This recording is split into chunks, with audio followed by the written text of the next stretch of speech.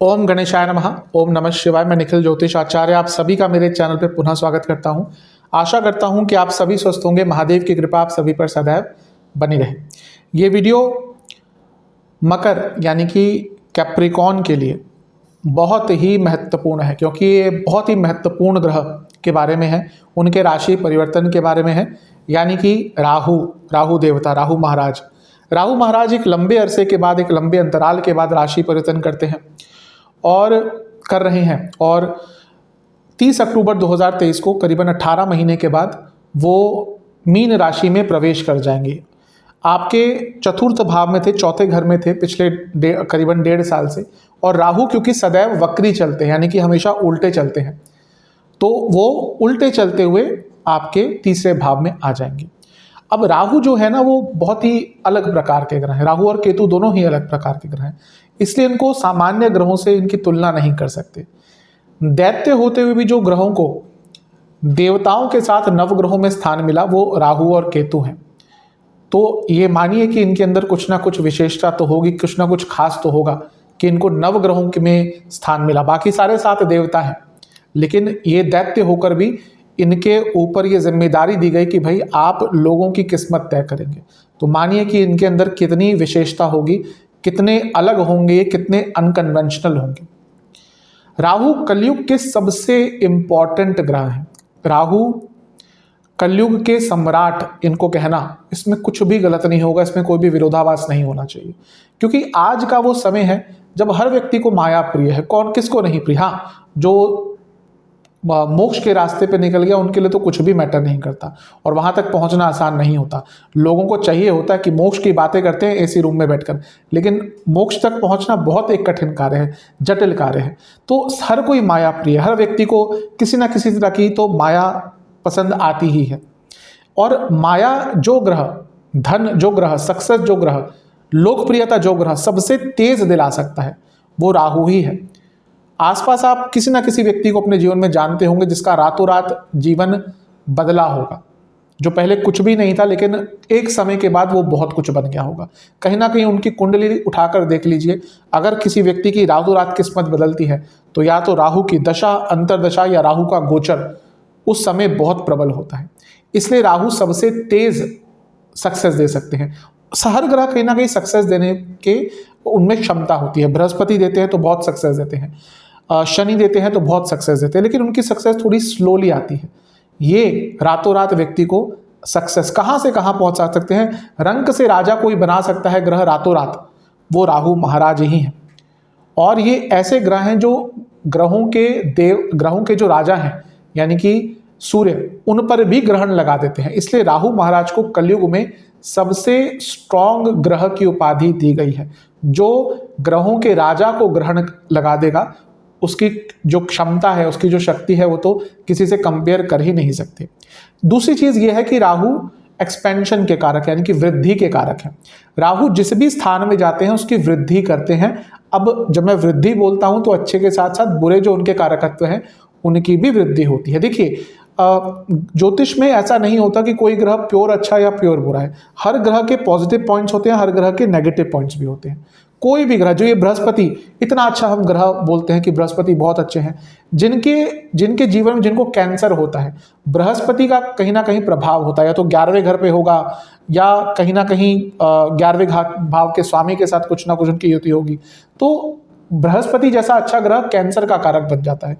इसलिए किसी भी ग्रह को एकदम अच्छा या एकदम बुरा नहीं कह सकते। तो जब राहु वृद्धि के कारक है, जिस भाव में आ रहे हैं, यानी कि आपके लिए तीसरे भाव में आ रहे हैं, तो उसकी वृद्धि करेंगे तो उसके सकारात्मक एवं नकारात्मक दोनों ही पॉइंट्स में वृद्धि होगी। उसका विश्लेषण ही हम करने वाले हैं। इसके साथ ही देखिए, जो राहु का काल चक्र स्टार्ट हो रहा है, ये एक नया काल चक्र स्टार्ट हो रहा है। जितने भी ग्रह हैं राहु केतु को छोड़कर वो सीधे चलते हैं। उनका काल चक्र स्टार्ट होता है मेष से, यानी कि जो आपकी कुंडली में चौथा भाव है। बृहस्पति अप्रैल में आपके जीवन में आपके चौथे भाव में आ गए, तो उनका एक नया काल चक्र स्टार्ट हुआ। अब वो 12 साल का काल चक्र पूरा करेंगे और फिर वो आएंगे मीन में। 12 साल बाद फिर उनका नया काल चक्र स्टार्ट होगा। हर ग्रह का जो ड्यूरेशन है वो अलग अलग होता है। तो जैसे बृहस्पति एक राशि में 1 साल रहते हैं, उसी तरह से ही राहु का नया काल चक्र शुरू है, क्योंकि वो उल्टे चलते हैं। तो राहु का जो काल चक्र है राहु केतु का, वो मीन राशि से शुरू होता है। तो वो यहाँ पे आए हैं, फिर उनका यहाँ से चलेगा उल्टा, और फिर 18 साल बाद वो मेष में आएंगे। फिर जब मीन में प्रवेश करेंगे तो उनका नया काल चक्र शुरू होगा। और जब कोई भी ग्रह नया काल चक्र शुरू कर रहा है, जिस भाव से शुरू कर रहा है, उस भाव के संबंध में बहुत स्ट्रांग रिजल्ट देता है। इसलिए मैं हमेशा कहता हूं कि राहु को कभी भी नेगेटिव नहीं कहना चाहिए। आज के टाइम में, आज से 200 साल पहले अलग चीज थी। अधिकतम शास्त्र राहु केतु के बारे में बहुत बुरी बुरी चीजें लिखते हैं, लेकिन ज्योतिष अनुसंधान है, ज्योतिष विश्लेषण है, ज्योतिष रिसर्च है। आज के टाइम में जो ग्रह अच्छा प्रभाव दे रहा है वो राहु ही है। भौतिक सुख में, भौतिक सुख में जो सबसे अच्छा प्रभाव दे सकते हैं वो राहु महाराज ही हैं। तो इस वीडियो में हम इन्हीं सब चीजों पर चर्चा करेंगे। देखिए, राहु परिस्थितियों को भांपने वाला ग्रह है। तो जब तीसरे भाव में आपके आएंगे, जो अपने आप में उपचय स्थान है, आपके जीवन में अपॉर्चुनिटीज, आपके जीवन में परिस्थितियां बदलेंगी और अपॉर्चुनिटीज की कोई कमी होगी ही नहीं। सब कहीं ना कहीं जो राहु के अच्छे स्थान बताए गए हैं उनमें से एक तीसरा अवश्य है। तो राहु का यहाँ पे आना कहीं ना कहीं आपके जीवन में बहुत सक्सेस लेकर आएगा। राहु डिप्लोमेसी भी देते हैं, राहु इंट्यूशन भी देते हैं, लेकिन राहु लालच भी देते हैं। तो क्या क्या प्रभाव हो सकता है राहु महाराज के इस राशि परिवर्तन का, इन सब विषयों पर चर्चा करेंगे। एक और चीज बहुत महत्वपूर्ण है कि राहु जिस भाव में बैठते हैं उसका स्वामित्व ले लेते हैं। यानी कि अभी आपके तीसरे भाव में है तो उनका स्वामित्व उन्हीं के पास आ जाएगा। और जो उस भाव के स्वामी होते हैं, आपके लिए तीसरे भाव के स्वामी बने बृहस्पति, इसको डिस्पोजिटर कहते हैं, तो उसके डिस्पोजिटर के भी रिजल्ट देते हैं। यानी कि बृहस्पति महाराज के भी रिजल्ट कहीं ना कहीं राहु आने वाले 1.5 साल में देने वाले हैं। तो क्या क्या प्रभाव रहने वाला है, अच्छा बुरा, इनकी चर्चा करेंगे। कुछ उपाय भी बताऊंगा। यदि आपकी लग्न राशि या चंद्र राशि मकर है, दोनों ही इस राशिफल को देख सकते हैं। मैं बहुत बार समझाने का प्रयास कर चुका हूं। देखिए, आपकी लग्न राशि या चंद्र राशि अगर मकर है तो दोनों के लिए ही राहु तीसरे घर में ही गोचर करेंगे। ऐसा नहीं कि अगर आपकी लग्न राशि मकर है तो राहु यहाँ पे हो जाएंगे या यहाँ पे हो जाएंगे, या आपकी चंद्र राशि मकर है तो राहु यहाँ पे हो जाएंगे। दोनों के लिए ही राहु का प्रभाव यहाँ पर ही होगा। तो अगर आपकी लग्न राशि या चंद्र राशि मकर है, दोनों ही गाइडेंस के लिए इस राशिफल को देख सकते हैं। लग्न राशि बहुत सटीकता देती है अगर आपकी लग्न राशि सही है, और चंद्र राशि कहीं ना कहीं मन का कारक है, तो दोनों से ही देखेंगे तो अच्छा रहेगा। इन शॉर्ट, यदि आपकी लग्न राशि या चंद्र राशि मकर है, अवश्य देखिएगा इस वीडियो को, और उपाय तो अवश्य मैं वीडियो के अंत में बताऊंगा ही विस्तार से। तो शुरुआत करते हैं विश्लेषण का। देखिए, आपके लिए राहु महाराज आपके तीसरे भाव में आकर विराजमान हो जाएंगे। अब राहु के तीसरे भाव में आने को ऑलमोस्ट हर शास्त्र अच्छा ही कहता है। मेरा भी यही मानना है कि राहु तीसरे घर में बहुत अच्छा प्रभाव देता है। हर ग्रह के कुछ स्थान बताए गए हैं जहाँ पे वो विशेष अच्छा लाभ देते हैं। वैसे ही राहु का एक स्थान तीसरा भाव है जहाँ पर अत्यंत शुभ प्रभाव, अत्यंत लाभप्रद प्रभाव राहु दे सकते हैं। जैसा मैं पहले भी 2-3 बार बता चुका हूँ कि ज्योतिष में लिखा जाता है कि शनिवद राहु और केतुवद मंगल, या मंगलवद केतु, यानी कि राहु शनि जैसे हैं और केतु मंगल जैसे हैं। बिल्कुल भी एक चीज़ गलत है, वो उसका लिटरल मीनिंग नहीं लेना चाहिए। मीनिंग यही होता है कि किसी किसी स्थान पर राहु शनि जैसा प्रभाव देते हैं और केतु मंगल जैसा। अदरवाइज पर्सनैलिटी राहु की शनि से एकदम ऑपोजिट है और केतु की भी मंगल से एकदम ऑपोजिट है। तो यहाँ पे वो चीज़ हम अप्लाई कर सकते हैं कि हाँ, शनि के जैसे ही तीसरे भाव में राहु बहुत अच्छे प्रभाव देते हैं। राहु के तीसरे घर में आने को कई शास्त्र बहुत एक अच्छी चीज़ कहते हैं। वो कहते हैं कि ऐसे व्यक्ति में तो व्यक्ति को अगर हाथी से भी लड़ा दिया जाए तो भी वो जीत जाएगा। इसका अर्थ ये होता है कि व्यक्ति के अंदर पराक्रम, साहस बहुत ज़्यादा आ जाता है और वो अपने दुश्मनों पर हावी रहता है, दुश्मनों पर भारी रहता है। कहता हूँ ना कि ज्योतिष में जो लिखा हुआ है उसको कहीं ना कहीं आपको डिकोड करना पड़ता है। तो उसका अर्थ यही है कि जिस व्यक्ति के राहु तीसरे भाव में है उसको हराना नेक्स्ट टू इम्पॉसिबल है।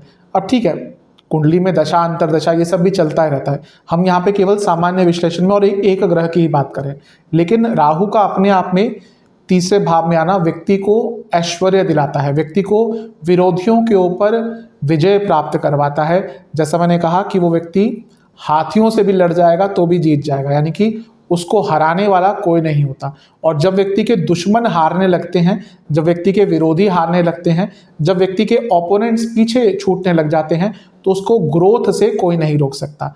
तो राहु का अपने आप तीसरे भाव में आना सबसे पहले यही स्पष्ट कर रहा है कि आप जीवन में आगे अवश्य बढ़ने वाले हैं। राहु के तीसरे भाव में आने को शास्त्र कहते हैं कि व्यक्ति श्री युक्त होता है, यानी कि उसको धन की कोई भी कमी नहीं होती, उसको धन मिलता है और अलग अलग सोर्सेस से मिलता है, वो श्री युक्त होता है, वो निरोगी होता है। अब निरोगी होने का यहाँ पे मतलब ये है कि यदि उसको पहले से कोई रोग चल रहा था, यानी कि पिछले 1.5-2 साल में आपको कोई रोग तंग कर रहा था, तो उस रोग का अब अंत हो सकता है। ऐसा नहीं कि यहाँ पे राहु महाराज कोई रोग नहीं देंगे, हर ग्रह का अपने तरीके का रोग होता है। 9 ग्रह हैं, 9 ग्रह के अपने अपने रोग क्लासिफाइड है, वो क्या दे सकते हैं। तो राहु यहाँ पे आके कोई नया रोग अवश्य देंगे, लेकिन कोई पुराना रोग आपको चल रहा था जिसका इलाज नहीं हो पा रहा था, दवाई नहीं मिल पा रही थी, दवाई लग नहीं रही थी, तो यहाँ पर जैसे ही राहु आएंगे तो कहीं ना कहीं वो जो हेल्थ इशू आपका था उसमें कुछ ना कुछ आपको पॉजिटिव देखने को अवश्य प्राप्त होगा। राहु जब यहाँ पर तीसरे भाव में आते हैं तो व्यक्ति का जो प्रभाव है वो बहुत बढ़ जाता है, यानी कि व्यक्ति के अंदर एक अट्रैक्शन आ जाता है अलग लेवल का। स्पेशली अगर आप वाणी संबंधित, कम्युनिकेशन संबंधित कुछ कार्य करते हैं, यकीन मानिए 1.5 साल वेस्ट मत कीजिएगा, क्योंकि यहाँ पर आप आगे बढ़ेंगे अपने वाणी के दम पर, अपने कम्युनिकेशन स्किल्स के दम पर। आपके पूरे व्यक्तित्व में एक अलग सा प्रभाव रहेगा। देखिए, राहु और शुक्र ये दोनों ही अट्रैक्शन के कारक होते हैं, लेकिन जहां राहु की अट्रैक्शन की बात करते हैं ना, उसकी कोई सीमा ही नहीं। आप देखेंगे ना, जो लोग एकदम लोकप्रिय हैं, लाखों करोड़ों की फॉलोइंग्स है, उनका कहीं ना कहीं राहु बहुत स्ट्रांग होगा। मैं ये नहीं कह रहा कि वो अच्छे होंगे या बुरे, कई ऐसे लोग हैं वो बुरे कामों के लिए भी बहुत लोकप्रिय हो जाते हैं, या फिर जिनका बहुत नाम है लेकिन साथ में वो बदनाम भी है, वो अलग चीज है। लेकिन कोई व्यक्ति जो एक व्यक्ति की जो पॉपुलैरिटी है उसको बहुत ज़्यादा बढ़ा सकता है, वो राहु ही है। और तीसरे भाव में जब राहु आते हैं तो व्यक्ति की पॉपुलैरिटी बढ़ती है, और जैसा मैंने कहा उसके अंदर अट्रैक्शन आता है। और जो लोग कॉर्पोरेट आदि में काम करते हैं, कम्युनिकेशन बेस्ड कार्य है, जिनको प्रेजेंटेशन देनी होती है, बहुत सारे लोगों से बात करते हैं, उनके लिए समय बहुत अच्छा है, बहुत लाभ वाला है, आगे बढ़ने का है। तो राहु महाराज का तीसरे घर में आना अनेक प्रकार के अच्छे लाभ आपको देने वाला है। राहु वृद्धि के कारक है, और ये जो तीसरा भाव है ये उपचय स्थान है और काम त्रिकोण का स्थान है। उपचय स्थान में कई बार बता चुका हूं, 3, 6, 10, 11 सबसे इंपॉर्टेंट स्थान है। जो व्यक्ति अपने दम पर अपने जीवन में आगे बढ़ता है, ठीक है, भाग्य का साथ तो कहीं ना कहीं मिलना ही चाहिए अगर आगे बढ़ना है तो, लेकिन भले ही भाग्य का साथ बहुत ज़्यादा ना मिले, अपने दम पर जो व्यक्ति आगे बढ़ता है उनका कहीं ना कहीं ये भाव सारे कनेक्ट होते ही हैं। और या इन भावों में कोई ना कोई क्रूर ग्रह बैठता है, शनि, राहु, मंगल, स्पेशली मंगल। तो राहु का भी यहाँ पे आना कहीं ना कहीं व्यक्ति को उपचय स्थान में आने के कारण उसका जीवन आगे लेकर जाएगा। आप अपने जीवन में बहुत ग्रोथ देखने वाले हैं हर चीज में, क्योंकि उपचय स्थान रुके हुए जीवन को भी आगे लेकर जाता है, जो स्टैग्नेशन जीवन में आ जाता है उसको भी खत्म करता है। तो ये राहु महाराज का तीसरे भाव में आना आपको हर प्रकार से अच्छे प्रभाव दे रहा है। और ये जो स्थान है इसको काम त्रिकोण भी कहते हैं, यानी कि इच्छाओं का स्थान, यानी कि कहीं ना कहीं इच्छाओं की पूर्ति का भी स्थान। अब राहु वृद्धि के कारक है, तो आपकी कई इच्छाएं बढ़ने वाली है, लेकिन अच्छी चीज ये है कि राहु महाराज इच्छा पूर्ति भी करवाते हैं। तो कई प्रकार की आपकी जो इच्छाएं बढ़ेंगी वो भी आपकी यहाँ पे आके पूर्ण होंगी। तो राहु महाराज का तीसरे घर में आना आपको अतुलनीय, बहुत शुभ प्रभाव देने वाला है। एक चीज यहाँ पे बताऊंगा जो थोड़ी नेगेटिव राहु कर सकते हैं, वो ये है कि राहु जब तीसरे घर में आते हैं तो व्यक्ति की काम उत्तेजना बहुत ज्यादा बढ़ जाती है। जो सेक्सुअल अर्जेस होते हैं, सेक्सुअल डिजायर्स होते हैं, वो बहुत ज़्यादा बढ़ जाते हैं। तो उनको थोड़ा सा नियंत्रित कीजिएगा। मैं ये नहीं कह रहा कि किसी भी वेग को रोकना चाहिए, हर शास्त्र कहता है कोई भी वेग हो उसको रोकना हानिकारक होता है, लेकिन चैनलाइज कीजिएगा अपनी जो हम जब कामुकता में होते हैं उसका जो वेग होता है उसमें व्यक्ति कभी कभी कुछ उल्टे सीधे कार्य भी कर देता है। तो थोड़ा सा अपने कामुकता के वेग को, अपनी सेक्सुअल इंटेंसिटी को नियंत्रित कीजिएगा, चैनलाइज कीजिएगा, मेडिटेशन आदि कीजिएगा, थोड़ा सा अपने आप को कंट्रोल्ड वे में आगे बढ़ाइएगा, क्योंकि ये मैंने कहा राहु रुकते नहीं है, तो थोड़ा सा वहां पर आपको ध्यान देना है। इसके साथ ही राहु तीसरे घर के व्यक्ति को बहुत अभिमानी बना देते हैं। तो जब अच्छा समय आता है कभी कभी हम में अभिमान आ ही जाता है कि हाँ हम ही हैं, हम हैं और कोई कुछ नहीं है, हम ही श्रेष्ठ हैं, हम सर्वश्रेष्ठ हैं। तो ये भी राहु यहाँ पर आके करते हैं। बहुत ज़्यादा नेगेटिव रिजल्ट नहीं है राहु के तीसरे घर में, लेकिन ये जो मैंने कहा कामुकता, अभिमान, अति अभिमान और साथ में थोड़ा आलस्य, ये राहु के तीसरे घर में आने वाले कुछ नेगेटिव रिजल्ट है। तो राहु का जब तीसरे भाव में गोचर होगा तो इन सब चीज़ों पर बहुत ध्यान दीजिएगा। तीसरा भाव जो राहु का होता है तो वो कहीं ना कहीं फ्रेंड सर्कल का भी होता है, फ्रेंड्स का भी होता है। तो हो सकता है आपके जीवन में नए दोस्त आए, आपका एक नया सोशल सर्कल बनना स्टार्ट हो। और राहु क्योंकि अनकन्वेंशनल है तो हो सकता है पहले के दोस्त आपसे थोड़ा दूर होना शुरू हो जाए और नए प्रकार के दोस्त आपके जीवन में आने शुरू हो जाएं। अगर राहु की बात करें तो फॉरेनर्स के कारक भी हैं, तो हो सकता है आप जहाँ पे रहते हैं वहाँ पे आपके फॉरेनर्स दोस्त बनने लग जाएं। आप विदेश में हैं तो आपके फॉरेनर्स दोस्त बनने लग जाएं। इंडिया में काम करते हैं, आजकल तो पूरा दुनिया खुला है, इंटरनेट के थ्रू आपके फॉरेनर दोस्त बनना शुरू हो जाएं। तो ये भी एक चीज़ बताता है। इसके साथ ही तीसरा भाव स्किल्स का भी होता है और राहु टेक्नोलॉजी के कारक हैं। जो करंट टेक्नोलॉजी होती है, जो आज के टाइम में चल रहा है, इंटरनेट, सोशल मीडिया, इन सब के कारक हैं। तो जब राहु यहाँ पे आएंगे तो आपको ये सब सीखने का अवसर मिलेगा, कोई नया स्किल सेट सीखने का अवसर मिलेगा और कहीं ना कहीं राहु आपकी एक पैरेलल इनकम उसको भी स्टार्ट कर सकते हैं। मैंने शुरू में कहा था कि व्यक्ति को श्रीयुक्त करते हैं, तो जब राहु यहाँ पे आते हैं तो व्यक्ति के मल्टीपल सोर्सेस ऑफ इनकम हो जाते हैं और व्यक्ति अपने स्किल से, अपनी हॉबीज से भी पैसा बहुत कमा सकता है। तो अगर आप ऐसे व्यक्ति हैं जिनके पास हॉबीज हैं, आपको सिंगिंग आती है, कुकिंग आती है, दुनिया भर की हॉबीज होती हैं, उनसे धन कमाने के लिए ये समय बहुत अच्छा है। देखिए, यदि आपके पास कोई कला है उसको व्यर्थ मत किया कीजिए, उससे धन कमाया कीजिए। कोई कुछ भी बोले, अगर आपके पास कोई कला है तो आपको अलग बनाती है, अगर आपके पास कोई ज्ञान है वो आपको अलग बनाता है। उससे धन कमाना आपके ऊपर है, धन कमाने में कुछ भी गलत नहीं होता। तो कोई भी हॉबी है उससे धन कमाइए, उसको और निखारिए। अगर कोई मोटिवेशन होगा आपके पास धन कमाने का या काम करने का, तभी तो आगे बढ़ेंगे। तो धन एक मोटिवेशन का फैक्टर होता ही है। अगर धन होता ही नहीं किसी के जीवन में, या वो कोई मोटिवेशन फैक्टर होता है, तो व्यक्ति काम क्यों करता, बैठा रहता पूरे दिन घर में। हर व्यक्ति किसी ना किसी चीज़ के लिए तो काम करता है और कहीं ना कहीं उसके पीछे धन ही आता है। तो अगर आपकी कोई हॉबी है, उससे धन कमाने के लिए ये समय सबसे अच्छा है। तो राहु का तीसरे घर में आना आपके जीवन को बहुत अच्छी तरह से प्रभावित करने वाला है। एक तरह से नया रिलेशनशिप भी स्टार्ट हो सकता है। देखिए, वैसे रिलेशनशिप को ये पंचम भाव देखना होता है, लेकिन तीसरा घर भी देखना चाहिए, 7वां और 11वां, ये भी इंपॉर्टेंट हो जाते हैं। क्यों? क्योंकि ये काम त्रिकोण के स्थान है। काम त्रिकोण मतलब अट्रैक्शन।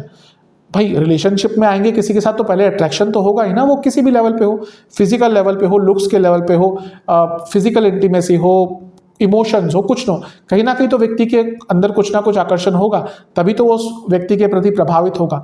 तो एक नया रिलेशनशिप भी स्टार्ट हो सकता है। और पुनः कहूँगा, राहु है तो रिलेशनशिप थोड़ा सा अनकन्वेंशनल होगा। एक चीज़ मैं बताना भूल गया कि जो शादीशुदा लोग हैं थोड़ा ध्यान दीजिएगा।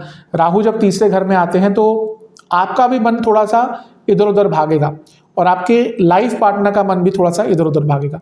तो कहीं ना कहीं मैरिड लाइफ पर इसका थोड़ा सा प्रभाव पड़ सकता है, क्योंकि जैसा मैंने कहा कामुकता बढ़ती है। और आज का टाइम क्या है ना कि शायद हर व्यक्ति उतना मॉरली करेक्ट नहीं है, तो थोड़ा सा इन सब चीज़ों पर ध्यान दीजिएगा। क्योंकि अगर शादीशुदा जीवन में ये सब चीज़ें आ जाती है तो कहीं ना कहीं फिर शादी का अंत ही होता है। तो थोड़ा सा अपने ऊपर ध्यान दीजिएगा। तो राहु का तीसरे घर में आना आपको बहुत अच्छे, बहुत शुभ प्रभाव देकर जाने वाला है। तीसरा भाव छोटी यात्राओं का भी होता है, तो जो लोग विदेश से संबंधित काम करते हैं उनको बहुत सारी यात्राएं करनी पड़ सकती हैं। तीसरा भाव जो होता है कहीं ना कहीं वो चेंजेस बहुत दिखाता है, तो आप कुछ कार्य भी करते हैं तो उसमें भी चेंजेस आने वाले हैं। इसके साथ ही तीसरा भाव बताता है कि व्यक्ति को राजा से सम्मान मिलता है। अब देखिए, राजा से सम्मान आज के टाइम में हम गवर्नमेंट कहेंगे या फिर आपके जो एम्प्लॉयर हैं उनको कहेंगे। अब थोड़ी सी प्रॉब्लम यह है कि जब राहु यहाँ पे आएंगे तो केतु यहाँ पे आ जाएंगे, जो बॉसेस का स्थान है। तो आपके जो इमीडिएट बॉसेस हैं, हो सकता है उनसे थोड़ी बहुत आपकी नोकझोंक होना शुरू हो जाए, लेकिन क्योंकि राहु का प्रभाव तीसरे घर में इतना स्ट्रांग है कि वो भी आपसे थोड़ा सा टकराने से, आपकी ज़्यादा निंदा करने से बचेंगे। क्योंकि आप जो उनके ऊपर बॉसेस होंगे, जो मैनेजमेंट होगा पूरा, वो कहीं ना कहीं आपका साथ देगा। तो ठीक है, थोड़ी बहुत प्रॉब्लम्स तो आपके लिए क्रिएट करेंगे आपके जो इमीडिएट बॉसेस हैं, लेकिन जो अपर मैनेजमेंट है, जो पूरी मैनेजमेंट है, सीनियर्स हैं, वो कहीं ना कहीं आपका साथ देंगे। उनको आपका पोटेंशियल देखने को मिलेगा। पोटेंशियल की बात करी, तीसरा भाव पोटेंशियल दर्शाता है। तो जैसा मैंने कहा, अट्रैक्शन आ जाता है व्यक्ति के अंदर, जो भी आपका स्किल सेट है, जो भी पोटेंशियल है, उसको दिखाने का अवसर है। कई लोग होते हैं उनको बहुत कुछ आता है, सिंगिंग आती है, कुकिंग आती है, वो डरते हैं लेकिन कि नहीं कैसे लोगों के सामने स्किल को दिखाऊं। ये वो समय है जब व्यक्ति अपने पोटेंशियल को लोगों के सामने रख सकता है। मत डरा कीजिए, जो भी है। देखिए, लोगों का तो काम है कहना, जो लोग मजाक उड़ाते हैं, निंदा करते हैं लोगों की, कहीं ना कहीं एकदम नीच स्तर के होते हैं, क्योंकि उनके जीवन में अपने आप कुछ करने को अच्छा नहीं होता। लोगों की चिंता मत कीजिए। जो व्यक्ति लोगों की चिंता करता है कहीं आगे नहीं बढ़ता। कोई मजाक उड़ाता है, उड़ाने दीजिए, आप अपना कार्य करते रहिए, आगे बढ़ेंगे। तभी कहता हूं मैं, जो निंदा करता है कहीं ना कहीं व्यक्ति वो हारा हुआ होता है, क्योंकि उसके अपने जीवन में कुछ करने को होता नहीं है। आप अपना कार्य कीजिए, जो भी आपके पास स्किल सेट है उसको और निखारिए, आगे बढ़िए।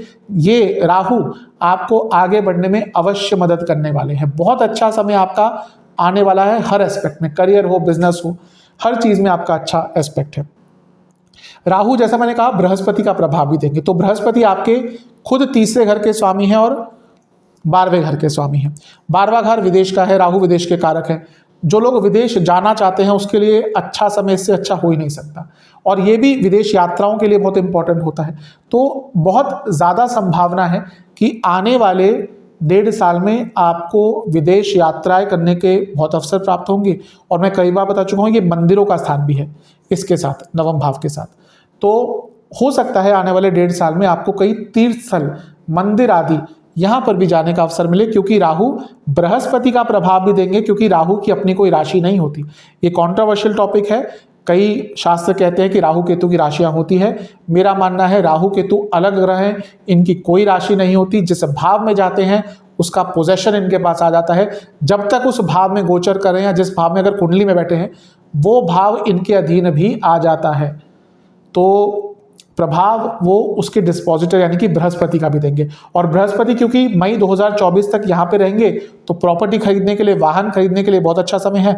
और उसके बाद बृहस्पति यहाँ पर आ जाएंगे, तो स्टूडेंट्स के लिए, विदेश जाने के लिए और कहीं ना कहीं संतान प्राप्ति के लिए भी राहु आपको अच्छा प्रभाव देंगे। तो ये इस तरह के प्रभाव राहु महाराज आपको दे सकते हैं। राहु क्योंकि तीसरे में बैठे हैं, जो लग्न से तीसरा भाव है।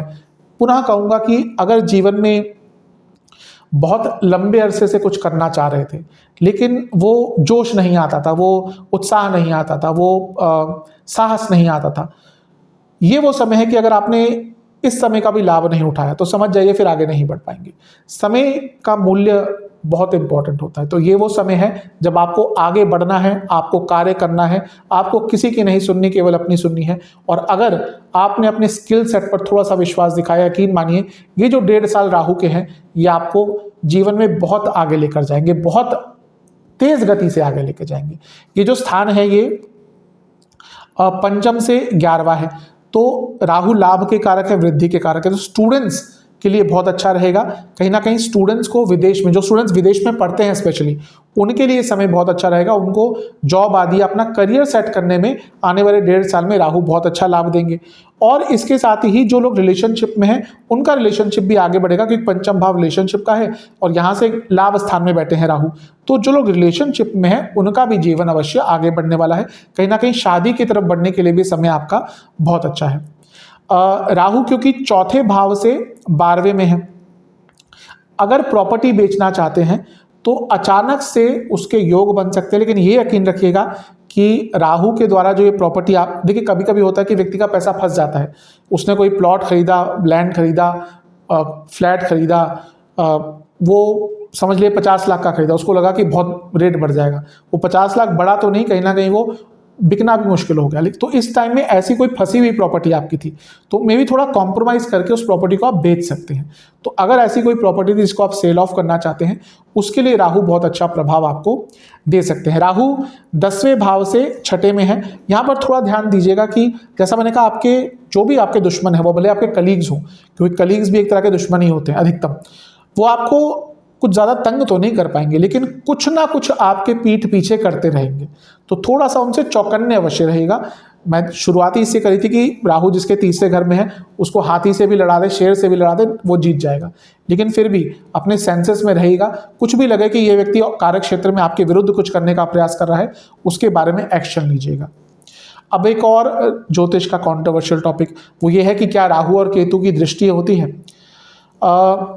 जैसा मैं कहता हूं कि कुछ शास्त्र मौन है, लेकिन कई शास्त्र ये सम्मत हैं कि बृहस्पति की तरह पंचम और नवम दृष्टि राहु की भी होती है। और मेरा भी कहीं ना कहीं ज्योतिषीय अनुभव यही है कि राहु और केतु अपने से त्रिकोण स्थान पर प्रभाव देते हैं। अब उसको दृष्टि कहिए क्या भी कहिए वो आपके ऊपर है।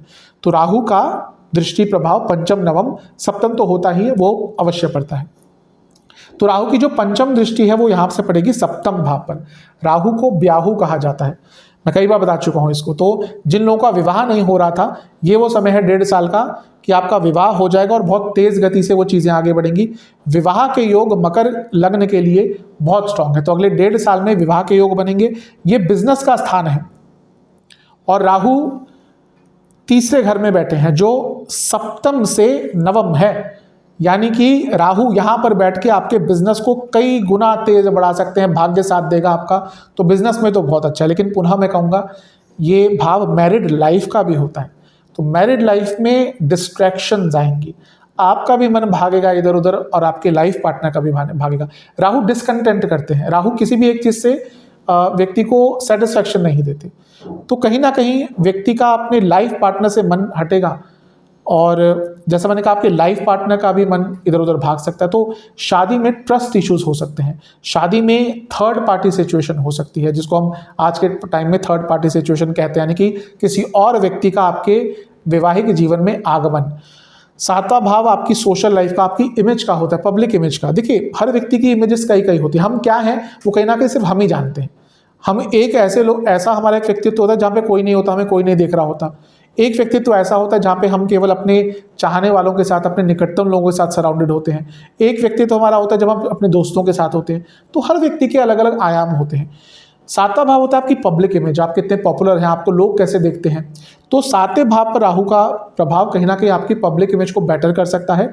पॉपुलैरिटी जैसा मैंने कहा तीसरे भाव में भी देते हैं राहु और सप्तम भाव में भी दे सकते हैं। जो लोग पॉलिटिक्स में करियर बनाना चाहते हैं, इससे अच्छा समय मिल नहीं सकता। Social life, acting, social media, internet, Bollywood, इन सब में अगर अपना नाम करियर बनाना चाहते हैं, इससे अच्छा टाइम आपको मिलेगा ही नहीं। इस समय का लाभ उठा लीजिए। राहु का तीसरे घर में मैं शुरू ही इस चीज से की थी कि सबसे अच्छा प्रभाव या कहीं ना कहीं बहुत अच्छा प्रभाव आपको प्राप्त होगा। तो अपने करियर को, अपने एक्टिंग या कलात्मक चीज़ों को, internet, social media, influencer, YouTube, Instagram, इन सब पे अपने करियर को बनाने के लिए समय सबसे अच्छा है, सबसे लाभप्रद है। राहु की जो सप्तम दृष्टि नवम स्थान पर, जैसा मैं कहता हूँ, देखिए केतु कहीं ना कहीं व्यक्ति को धर्म के पास लेके जाते हैं, राहु उससे दूर लेके जाते हैं। अब क्या होगा ना, केतु की अलग वीडियो अवश्य बनेगी। अब राहु का प्रभाव नवम पर और केतु नवम में बैठे हैं, तो कहीं ना कहीं द्वंद्व रहेगा कि क्या मैं धर्म के पास जाऊं या अभी धर्म से दूर रहूं, क्या मेरा अध्यात्म के रास्ते पे चलने का समय आ गया है, नहीं, क्योंकि ये द्वंद्व चलता रहेगा। तो थोड़ा बहुत धार्मिक एक जीवन आपका बढ़ेगा और कई धार्मिक स्थलों पर जाने का अवसर मिलेगा। कोई ना कोई गुरु तुल्य व्यक्ति आपके जीवन में अवश्य आ सकता है, जो आपको नई रास्ता, एक नया राह आपको दिखाएगा। और राहु का प्रभाव नवम पर है, नवम भाग्य स्थान है, राहु वृद्धि के कारक है, भाग्य आपका अवश्य बढ़ेगा। राहु की जो नवम दृष्टि है वो लाभ स्थान पर रहेगी, यानी कि कहीं ना कहीं व्यक्ति की इच्छाएं पूरी होंगी। और ये लाभ स्थान भी वृद्धि का स्थान है।